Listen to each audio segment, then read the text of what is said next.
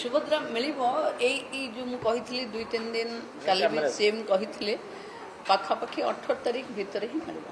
ଦେଖନ୍ତୁ ସୁଭଦ୍ରା ଯୋଜନାକୁ ନେଇ ସରକାରଙ୍କ ପକ୍ଷରୁ ଗୋଟିଏ ବଡ଼ ଅପଡେଟ୍ ଆସିଯାଇଛି କି ସୁଭଦ୍ରା ଯୋଜନା 18 ତାରିଖ ଭିତରେ ହିଁ ଦିଆଯିବ ସୁଭଦ୍ରା ଯୋଜନାର ଟଙ୍କା, ଯାହାକି ପ୍ରତ୍ୟେକ ମାଆମାନଙ୍କୁ ସୁଭଦ୍ରା ଯୋଜନାର ଟଙ୍କା 18 ତାରିଖ ଭିତରେ ହିଁ ସୁଭଦ୍ରା ଯୋଜନାର ଟଙ୍କା ଦିଆଯିବ ବୋଲି ବର୍ତ୍ତମାନ ସରକାର ତାରିଖ ମଧ୍ୟ ଘୋଷଣା କରିଦେଇଛନ୍ତି।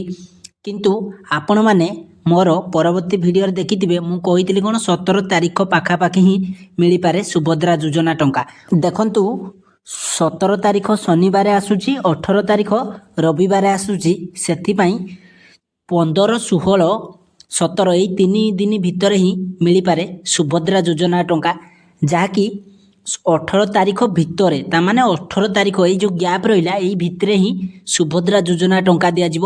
କନଫର୍ମ 18 ତାରିଖ ଦିଆଯିବ ବୋଲି କୁହାଯାଇନାହିଁ, କୁହାଯାଇଛି କି 18 ତାରିଖ ଭିତରେ ହିଁ ସୁଭଦ୍ରା ଯୋଜନା ଟଙ୍କା ଦିଆଯିବ, ଯାହାକି ଆଜିକାଲି ଭିତରେ ହିଁ ସୁଭଦ୍ରା ଯୋଜନାର ଟଙ୍କା ଦିଆଯିବ।